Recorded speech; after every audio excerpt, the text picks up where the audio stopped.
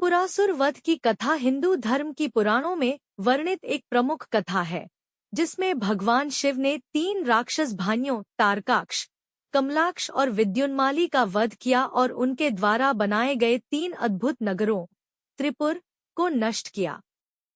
यह कथा शिव पुराण, पद्म पुराण और अन्य ग्रंथों में मिलती है और इसे त्रिपुर दहन भी कहा जाता है। तारकासुर नामक राक्षस भगवान शिव के पुत्र कार्तिकेय के हाथों मारा गया था। तारकासुर के 3 पुत्र तारकाक्ष, कमलाक्ष और विद्युन्माली बच गए, जो अपने पिता की मृत्यु का बदला लेना चाहते थे। वे तीनों बचपन से ही शिवभक्त थे और कठोर तपस्या करने लगे। उनकी कठोर तपस्या से प्रसन्न होकर भगवान ब्रह्मा प्रकट हुए और वरदान मांगने को कहा।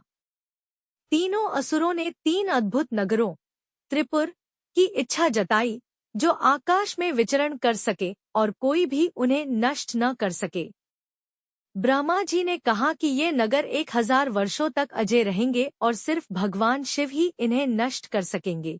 लेकिन तब जब ये तीनों नगर एक ही सीध में आ जाएं, ब्रह्मा जी की आज्ञा से मैं दानव एक दिव्य वास्तुकार ने 3 अद्भुत उड़ते हुए नगर बनाए।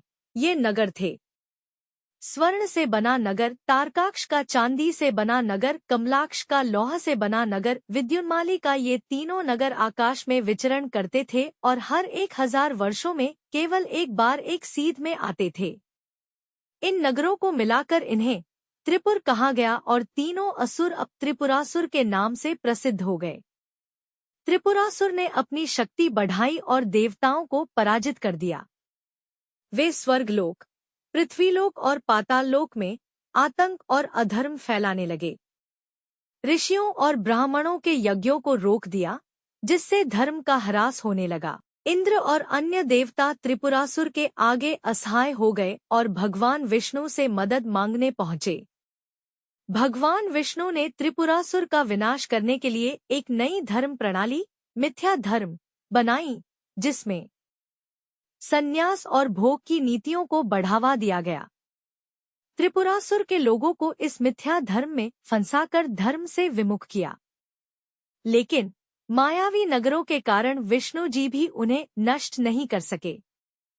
तब देवताओं को भगवान शिव की शरण में जाना पड़ा। तब भगवान शिव ने त्रिपुरासुर का वध करने के लिए एक दिव्य रथ तैयार किया, जिसमें रथ का पहिया सूर्य और चंद्रमा बने, घोड़े चारों वेद बने, धनुष मेरु पर्वत बना, तीर स्वयं भगवान विष्णु तीर बने, सारथी स्वयं ब्रह्मदेव बने।